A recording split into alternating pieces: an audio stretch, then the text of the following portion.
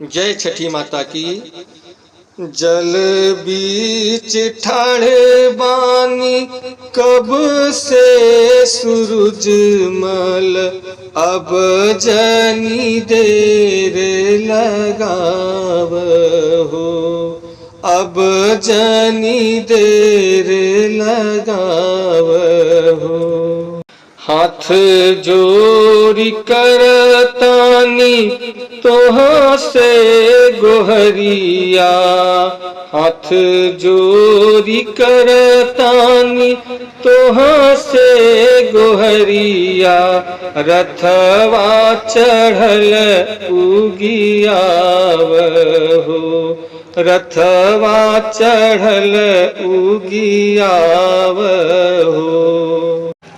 आदित्य माल भैल अब अर्घ के बेरवा, खोतवा चिड़ैया छोड़ी दिहले बसेरवा। आदित्य माल भैल अब अर्घ के बेरवा, खोतवा चिड़ैया छोड़ी दिहले बसेरवा। अखिया जो हरत बाटे तोहरी डगरिया, अखिया जो हरत बाटे तोहरी डगरिया, गगन किरण बिखराव हो, अब जनी देर लगाव हो। जलवा चढ़ाई करब बरत के पारण, दुखवा के करीह तू हमारे निवारण। जलवा चढ़ाई करब बरत के पारण, दुखवा के करीह तू हमारे निवारण।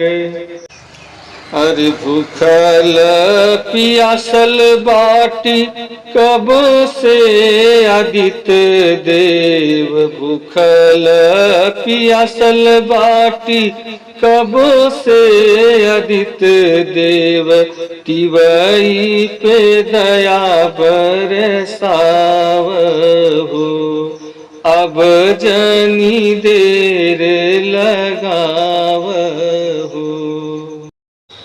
जल बीच ठाढ़ बानी कब से सूरज मल, जल बीच ठाढ़ बानी कब से सूरज मल, अब जनी देर लगाव हो, अब जनी देर